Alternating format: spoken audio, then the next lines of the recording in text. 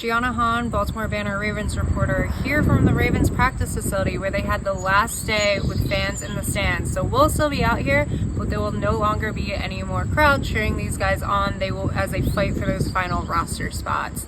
Our highlights, one of the guys who has fought and maybe earned a roster spot, Reuben Lowery. We mentioned him throughout this offseason. He is a defensive back that's been very versatile. He's on the roster as a cornerback, but he's played kind of some safety role as well, and that's where he seemed to be today when he made his two highlights, pass breakups in the red zone as well as in team drills 11 on 11. So he's just continuing to stack those days. And then we have rookie Mike Green, who was doing really well in his one-on-ones versus the tight ends, and then he moved to team drills, and then he was still getting quarterback pressures, and then he moved into one-on-ones with the offensive line, still stood out. So he is just building on what was a very strong start to training camp and then preseason. And then finally, the connection between Lamar Jackson and Rashad Bateman.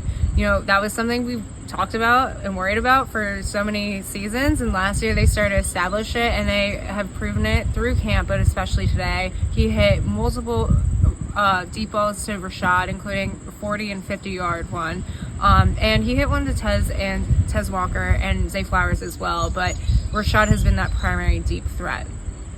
Now for the lowlights, the two guys who were against most of those guys for the deep balls, we have Cheeto Bayier and Nate Wiggins, your cornerbacks.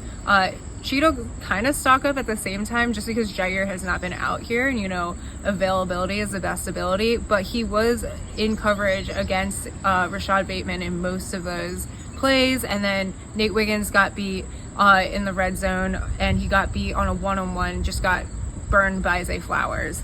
And then finally, this is prove it week. As we said, the fans are leaving. This is when things are getting intense, and John Harbaugh said it's now or never.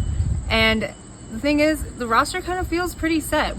Most of our position battles that we had, you know, left guard, kicker, cornerback, they seem like we know who's going to be starting in week one. If Jair comes back, maybe that will be mixed up a little bit at cornerback, but both those guys are going to make it, Cheeto and Jair. And today and the past few days, we didn't really have any of those bubble guys on our bubble, we should say.